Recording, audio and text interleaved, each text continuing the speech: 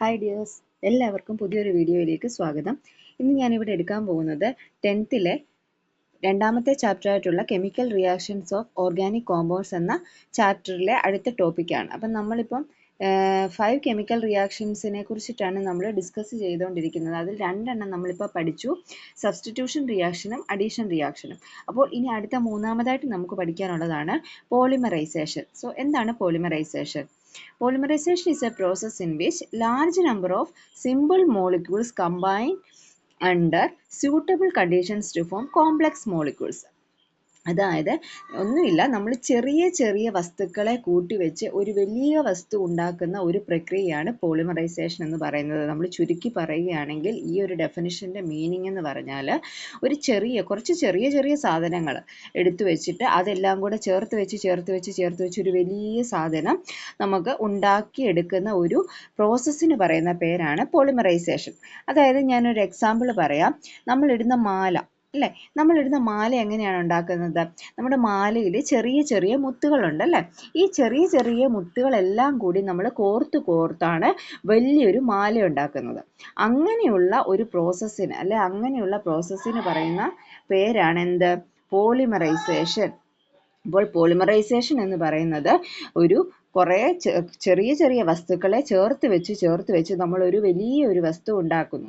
അതിൻ്റെ പേരാണ് പോളിമറൈസേഷൻ. അപ്പോൾ ഞാൻ പറഞ്ഞു ഈ ചെറിയ ചെറിയ വസ്തുക്കളെ കൂട്ടി വെച്ചാണ് ഉണ്ടാക്കുന്നത്. അപ്പോൾ ഈ ചെറിയ വസ്തുക്കൾ അല്ലെങ്കിൽ ഈ ചെറിയ യൂണിറ്റുകളെ നമ്മൾ എന്താണ് വിളിക്കുന്നത്?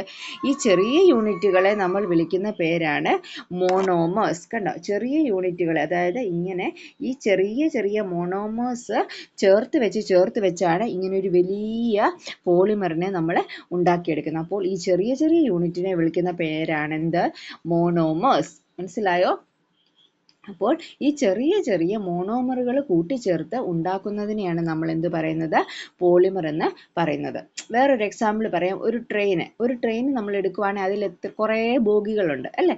ആ ചെറിയ ബോഗികളെയാണ് നമ്മൾ മോണോമറായിട്ട് എടുക്കുന്നത്. ആ ചെറിയ ചെറിയ ബോഗികളെയാണ് മോണോമറായിട്ട് വിളിക്കുന്നത്.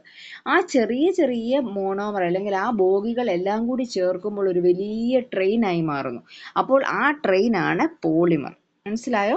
അപ്പം എപ്പോഴും ഓർക്കുക, പോളിമർ എന്ന് പറയുന്നത് മോണോമറുകളെ കൂട്ടിച്ചേർത്തുണ്ടാക്കുന്ന ഒരു വസ്തുവാണ് പോളിമർ. അപ്പോൾ ഈ ചെറിയ യൂണിറ്റുകളെ നമ്മൾ വിളിക്കുന്ന പേരാണ് മോണോമർ. അതായത് നമ്മളൊരു മുത്തിൻ്റെ മാല മുത്തിൽ നിന്ന് മാല ഉണ്ടാക്കുന്ന അങ്ങനെ ഇതെല്ലാം കൂടെ ഒന്നിച്ച് നമ്മൾ കണക്ട് ചെയ്തെടുക്കും അല്ലേ. അപ്പോഴാണ് നമുക്കൊരു വലിയ മാല ഉണ്ടാകുന്നത്. അതുപോലെ തന്നെയാണ് പോളിമറൈസേഷൻ. അപ്പോൾ ഇങ്ങനെ ചെറിയ ചെറിയ യൂണിറ്റുകളിൽ നിന്ന് ഒരു വലിയ പോളിമറിനെ ഉണ്ടാക്കിയെടുക്കുന്ന പ്രക്രിയയ്ക്ക് പറയുന്ന പേരാണെന്ത്? പോളിമറൈസേഷൻ. മനസ്സിലായോ? നമുക്ക് 2 തരത്തിലുള്ള പോളിമറൈസേഷൻ പഠിക്കാനുണ്ട്. First one addition polymer, second one condensation polymer. അപ്പോൾ എന്താണ് മോണോമർ എന്നും പോളിമർ എന്നും മനസ്സിലായി.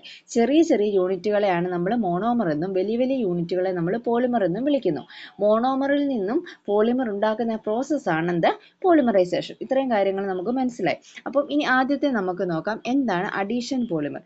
അഡീഷൻ പോളിമർ എന്ന് പറയുന്നത് ഒരു മോണോമർ മാത്രമുള്ള അല്ലെങ്കിൽ ഒറ്റ മോണോമർ റിപ്പീറ്റ് ആയിട്ട് ആഡ് ചെയ്ത് വരുന്നതിനെയാണ് നമ്മൾ എന്ത് പറയുന്നത്? അഡീഷൻ പോളിമർ എന്ന് പറയുന്നത്. ഞാനൊരു എക്സാമ്പിൾ പറയാം. ഞാനിവിടെ addition പോളിമറിന് NCH2 double bond CH2. ഇതിൻ്റെ ഇടത്ത് സൈഡിൽ നിങ്ങൾ കണ്ടില്ലേ ഒരു N ഉണ്ട് അല്ലേ. ഒരു ഇടത്ത് സൈഡിൽ ഞാൻ N എന്ന് എഴുതി. നിങ്ങളുടെ ക്വസ്റ്റ്യനിൽ ഇടത് സൈഡിൽ ഒരു N വരികയാണെങ്കിൽ ഒരു കോമ്പൗണ്ടിൻ്റെ കൂടെ ലെഫ്റ്റ് സൈഡിൽ ഒരു N വന്നാൽ അതിൻ്റെ അർത്ഥം അതൊരു മോണോമർ ആണ് എന്നാണ്. ലെഫ്റ്റ് സൈഡിൽ N വന്നാൽ അതിൻ്റെ അർത്ഥം എന്താണ്? അതൊരു മോണോമർ ആണ്. ഇതൊരു മോണോമർ. അപ്പോൾ ഇവിടെ ഈ N എന്ന് പറയുന്നത് എന്താണ്? മോണോമർ ആണ്. അപ്പോൾ ഈ ഒരു NCH2 എന്ന് പറയുന്നത് അവിടെ N വരുമ്പോൾ നമ്മൾ മനസ്സിലാക്കുക അതൊരു മോണോമർ ആണ്. അപ്പോൾ ഇതിൻ്റെ പേരെഴുതി നോക്കാം അല്ലേ. 2 കാർബൺ ആയതുകൊണ്ട് നമ്മൾ ഇതിനെ എത്താണ്. അതുപോലെ ഡബിൾ ബോണ്ടാണ് വന്നിരിക്കുന്നത്. അതുകൊണ്ട് ഇതിനെ നമുക്ക് എന്ത് വിളിക്കാം? എഥീൻ എന്ന് വിളിക്കാം അല്ലെ. ഈഥീൻ എങ്ങനെ വേണമെങ്കിലും വിളിക്കാം, എഥീൻ എന്ന് വിളിക്കാം. സോ ഇനി ഇതിനെ നമുക്ക് പോളിമറൈസ് ചെയ്യണം അല്ലേ. നമുക്ക് പോളിമറൈസേഷൻ എന്ന് പറയുന്ന ആ ഒരു പ്രോസസ്സ് ഈ എഥീനിൽ ചെയ്യണം. അപ്പം നമ്മൾ എങ്ങനെയാണ് ചെയ്യുന്നത്? NCH2 double bond CH2 gives നമ്മൾ പോളിമറൈസേഷൻ ചെയ്യുകയാണ്. അപ്പോൾ നമുക്ക് എന്താണ് കിട്ടുന്നത്? നമ്മൾ സബ്സ്റ്റിറ്റ്യൂഷൻ റിയാക്ഷൻ നമ്മൾ ചെയ്തതുപോലെ തന്നെ ഈ ഡബിൾ ബോണ്ട് ഇവിടെ ബ്രേക്ക് ചെയ്യും. കണ്ടോ, ഈ ഡബിൾ ബോണ്ട് ഇവിടെ ബ്രേക്ക് ചെയ്തിട്ട് എന്തായി മാറും? സിംഗിൾ ബോണ്ട് ആയി മാറും. So CH2 single bond CH2. മനസ്സിലായോ? നടുക്കുള്ള ഡബിൾ ബോണ്ട് എന്തായി മാറി? സിംഗിൾ ആയി മാറി. അങ്ങനെ സിംഗിൾ ബോണ്ടിലേക്ക് ചേഞ്ച് ചെയ്തപ്പോൾ കാർബണിന്റെ വാലൻസി കംപ്ലീറ്റ് ആയോ? ഇല്ല, കാർബണിന്റെ വാലൻസി കംപ്ലീറ്റ് ആയിട്ടില്ല. അപ്പോൾ അതുകൊണ്ട് ഞാൻ ഇതിനെ വേറൊരു രീതിയിൽ ഇപ്പോൾ എഴുതാൻ പോവുകയാണ്. കാണിച്ചു തരാം. ഞാനിപ്പോൾ ഇതിനെ വേറൊരു രീതിയിൽ എഴുതാൻ പോവുകയാണ്. നമ്മളിപ്പോൾ എഴുതിയത് ഏതാണ്? Gives CH2 single bond CH2. അപ്പോൾ ഇവിടെ കാർബണിന്റെ വാലൻസ് നമുക്ക് കറക്റ്റ് ആയിട്ടില്ല. അപ്പോൾ കാർബണിന്റെ വാലൻസ് കറക്റ്റ് ആകാത്തത് കൊണ്ട് ഞാൻ ഇതിനെ വേറൊരു രീതിയിൽ മാറ്റി എഴുതുകയാണ്. NCH2 double bond CH2 gives, polymerise ചെയ്യുകയാണ്, gives, നമ്മൾ ഇതുപോലെ എഴുതി CH2 സിംഗിൾ ബോണ്ട് CH2 അതേപോലെ എഴുതിയിട്ട് ഞാൻ എന്ത് കൊടുത്തു? ഇവിടെ രണ്ടും ഇങ്ങനെ ഒരു ബ്രാക്കറ്റ് കൊടുത്തിട്ട് ഇവിടെ കാർബണിന്റെ വാലൻസ് കാണിക്കാനായിട്ട് 2 വര കൊടുത്തു. എന്നിട്ട് ഈ ബ്രാക്കറ്റിന്റെ താഴെ ഞാൻ N എഴുതി. മനസ്സിലായോ ഞാൻ ഇക്വേഷനെ മാറ്റി എഴുതിയത്? സോ ഇടത് സൈഡിൽ നമ്മൾ പറഞ്ഞു, ഇടത് സൈഡിൽ N വരികയാണെങ്കിൽ അതൊരു മോണോമർ ആയിരിക്കും അല്ലേ? അതൊരു മോണോമർ ആയിരിക്കും. അതേപോലെ വലത് സൈഡിൽ ഇവിടെ കണ്ടോ, വലത് സൈഡിൽ N വന്നാൽ അതെന്തായിരിക്കും? അതൊരു പോളിമർ ആയിരിക്കും. അതെപ്പോഴും ഓർത്തോണം. ഇടത് സൈഡിലാണ് N വരുന്നതെങ്കിൽ അത് മോണോമറും, വലത് സൈഡിൽ N വരുമ്പോൾ അത് പോളിമറും ആയിരിക്കും. ഇതിൽ ഈ ഒരെണ്ണം പോലും എഴുതാൻ മറക്കരുത്. അതായത് ബ്രാക്കറ്റ് N, ഈ 2 കാർബണിന്റെ വാലൻസി ഇവിടെ ഇങ്ങനെ മെൻഷൻ ചെയ്യണം. മനസ്സിലായോ? ഓക്കെ, അപ്പം ഇതിൻ്റെ പേരാണ് പോളി എത്തീൻ, അല്ലെങ്കിൽ നമ്മൾ പോളിത്തീൻ എന്ന് പറയും. പോളിത്തീൻ, നമ്മൾ ബാഗ്സ് ആൻഡ് കവേഴ്സ് ഒക്കെ ഉണ്ടാക്കുന്ന സാധനമാണ് പോളിത്തീൻ എന്ന് പറയുന്നത്. ഓക്കെ, അപ്പോൾ ഈ പോളിത്തീൻ, അതായത് ഇപ്പോൾ നമ്മൾ ലാസ്റ്റ് കിട്ടിയ സാധനമാണ് പോളിത്തീൻ. ഈ സാധനമാണ് എന്ത്? പോളിത്തീൻ. അപ്പോൾ ഈ ആദ്യം ഫസ്റ്റ് നമ്മൾ എഴുതിയ ഈ സാധനമാണ് എന്ത്? മോണോമർ. മനസ്സിലായോ? അപ്പോൾ ഈ മോണോമറിനെ ഞാൻ പോളിമറൈസ് ചെയ്തപ്പോൾ എനിക്ക് കിട്ടിയ പ്രോഡക്റ്റ് ആണ് എന്ത്? പോളിമർ. ആ പോളിമറിന്റെ പേരാണ് പോളിത്തീൻ. മോണോമറിന്റെ പേരാണ് എഥീൻ. എഥീൻ എന്ന് പറയുന്ന മോണോമറിനെ ഞാൻ പോളിമറൈസ് ചെയ്തപ്പോൾ എനിക്ക് കിട്ടിയ പോളിമറാണ് ഏത്? പോളിത്തീൻ. ക്ലിയർ ആയോ എല്ലാവർക്കും? അഡീഷൻ പോളിമർ മനസ്സിലായോ? ഇനി അഡീഷൻ പോളിമറിന്റെ തന്നെ അടുത്തൊരു എക്സാമ്പിൾ കാണിച്ചു തരാം.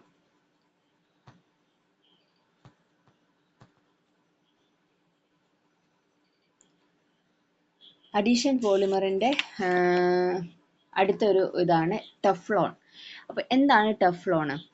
ടെഫ്ലോൺ നമ്മൾ യൂസ് ചെയ്യുന്നത് ഈ നമ്മുടെ വീടുകളിലൊക്കെ അടുക്കളയിൽ നമ്മൾ പാചകം ചെയ്യുന്ന നോൺ സ്റ്റിക്ക് കുക്കേഴ്സ് ഉണ്ടല്ലോ, ആ നോൺ സ്റ്റിക്ക് കുക്കേഴ്സിൻ്റെ പുറമേ ഉള്ള കോട്ടിങ് നമ്മൾ ടെഫ്ലോൺ യൂസ് ചെയ്തിട്ടാണ് നിർമ്മിച്ചിരിക്കുന്നത്. അപ്പോൾ ഈ ടെഫ്ലോൺ എന്ന് പറയുന്ന ടെഫ്ലോൺ എന്ന് പറയുന്ന പോളിമറിന്റെ മോണോമർ എന്ന് പറയുന്നത് ടെട്രാഫ്ലൂറോ എഥീൻ ആണ്. എന്താണ്? ടെട്രാഫ്ലൂറോ എഥീൻ ആണ് ടെഫ്ലോണിന്റെ മോണോമർ എന്ന് പറയുന്നത്. മനസ്സിലായോ? അപ്പോൾ ഈ ടെട്രാഫ്ലൂറോ എഥീൻ ചേർന്നുണ്ടാകുന്ന പോളിമറിനെയാണ് നമ്മൾ എന്ത് പറയുന്നത്? ടെഫ്ലോൺ എന്ന് പറയുന്നത്. അപ്പം നമുക്കിതിൻ്റെ ഇക്വേഷൻ നോക്കാം.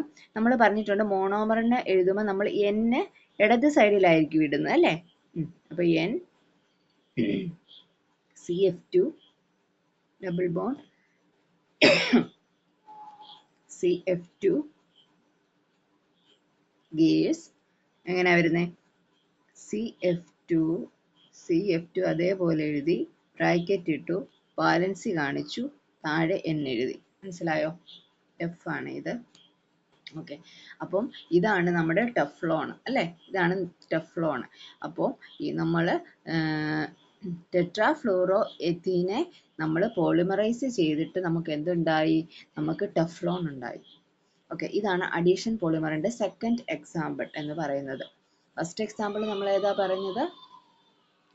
ഫസ്റ്റ് എക്സാമ്പിൾ നമ്മൾ പോളിത്തീൻ ആണ് പറഞ്ഞത്, സെക്കൻഡ് ടെഫ്ലോൺ. ഇനി വേറൊരു എക്സാമ്പിൾ ആണ് natural rubber. Okay, natural rubber എന്ന് പറയുന്നത് അല്ലെങ്കിൽ നമ്മൾ ഇതിനെ പോളി ഐസോപ്രീൻ എന്ന് പറയും. നാച്ചുറൽ റബ്ബർ അല്ലെങ്കിൽ പോളി ഐസോപ്രീൻ. അപ്പോൾ ഇതിൻ്റെ മോണോമറിൻ്റെ പേരെന്താണ്? മോണോമർ, അതായത് മോണോമർ പോളി മാറ്റിയാൽ കിട്ടുന്നതാണ് മോണോമർ. അപ്പോൾ പോളി മാറ്റിയാൽ ഇവിടെ എന്തോ ഐസോപ്രീൻ. അപ്പോൾ ഇതിൻ്റെ മോണോമറിൻ്റെ പേരാണ് ഐസോപ്രീൻ. പോളി ഒഴിവാക്കുമ്പോൾ നമുക്ക് കിട്ടുന്നതാണ് മോണോമറിൻ്റെ പേര്. അപ്പോൾ ഇവിടെ ഐസോപ്രീൻ ആണ് ഇതിൻ്റെ മോണോമർ. ഇനി വേറൊരു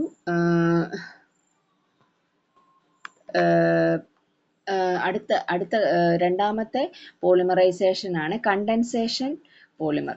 നമ്മളിപ്പോൾ അഡീഷൻ പഠിച്ചു, ഇനി കണ്ടൻസേഷൻ പോളിമർ. ഓക്കെ, അഡീഷൻ പോളിമറിൻ്റെ ഒരു എക്സാമ്പിളും കൂടെ ഉണ്ട്. അഡീഷൻ പോളിമറിൻ്റെ ഒരു എക്സാമ്പിൾ ഞാൻ കാണിച്ചു തരാം. അഡീഷൻ പോളിമറിൻ്റെ വേറൊരു എക്സാമ്പിളാണ് വിനൈൽ ക്ലോറൈഡ്. അതായത് വിനൈൽ ക്ലോറൈഡിനെ നമ്മൾ പോളിമറൈസ് ചെയ്യുമ്പോൾ നമുക്ക് കിട്ടുന്നതാണ് പോളി വിനൈൽ ക്ലോറൈഡ്. അപ്പം വിനൈൽ ക്ലോറൈഡ് എന്ന് പറയുന്നത് CH2 ഡബിൾ ബോണ്ട് CHCl എന്നിട്ട് ഇത് വിനൈൽ ക്ലോറൈഡ്. അപ്പം മോണോമറാണ്, ഇവിടെ N കൊടുത്തു, ഗീവ്സ്. ഇത് പോളിമറൈസ് ചെയ്യുമ്പോൾ നമുക്ക് കിട്ടുന്ന പ്രോഡക്റ്റ് എന്താണ്? Poly vinyl chloride. ഓക്കെ, ഇത് വിനൈൽ ക്ലോറൈഡ് ആണ്. അപ്പോൾ പോളിമറൈസേഷൻ ചെയ്ത് കഴിയുമ്പോൾ നമുക്ക് എന്ത് കിട്ടും? പോളി എന്ന് അപ്പോൾ അവിടെ മെൻഷൻ ചെയ്യണം, പോളി വിനൈൽ ക്ലോറൈഡ് ആണ് നമ്മൾക്ക് കിട്ടുന്നത്. അപ്പോൾ CH2 ഡബിൾ ബോണ്ട് ബ്രേക്ക് ചെയ്തു, സിംഗിൾ ബോണ്ട് CHCl ബ്രാക്കറ്റ് ഇട്ടു. ഇതൊന്നും മറക്കരുത്, ഒരു സാധനം പോലും ഇതിൻ്റെ മറന്നു പോകാൻ പാടില്ല. ഇവിടെ വാലൻസി ഇവിടെ കൊടുത്ത് കംപ്ലീറ്റ് ചെയ്തു. പിന്നെന്താണ്? ഇവിടെ N കൊടുത്തു. ഓക്കെ, അപ്പോൾ ഇതാണ് പോളി വിനൈൽ ക്ലോറൈഡ് എന്ന് പറയുന്ന PVC പൈപ്പ്. നമ്മൾ പൈപ്പൊക്കെ നിർമ്മിക്കാൻ ഉപയോഗിക്കുന്നതാണ്. അപ്പോൾ ഇതാണ് അഡീഷൻ പോളിമറിൻ്റെ മറ്റൊരു എക്സാമ്പിൾ. ഓക്കെ, ഇനി രണ്ടാമത് നമ്മൾ പഠിക്കാൻ പോകുന്ന പോളിമറാണ് ഇത് കണ്ടൻസേഷൻ പോളിമർ. അല്ലേ, പോളിമറൈസേഷൻ രണ്ടായിട്ട് തിരിച്ചിട്ടുണ്ടെന്ന് പറഞ്ഞതിൽ ഒന്നാണ് അഡീഷൻ പോളിമർ. ഇനി നമ്മൾ പഠിക്കാനുള്ളതാണ് കണ്ടൻസേഷൻ പോളിമർ. നൈലോൺ 66 എന്ന എക്സാമ്പിൾ നമുക്ക് കണ്ടൻസേഷൻ പോളിമറിൽ പഠിക്കാനുണ്ട്. നൈലോൺ 66ൽ മോണോമറായിട്ട് വരുന്ന ആരൊക്കെയാണ് നമുക്ക് നോക്കാം. നൈലോൺ 66ൽ മോണോമറായിട്ട് വരുന്നത് അഡിപ്പിക് ആസിഡ്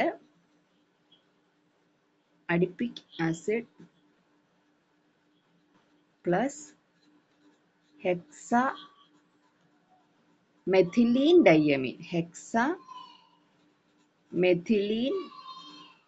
ഡൈഅമീൻ.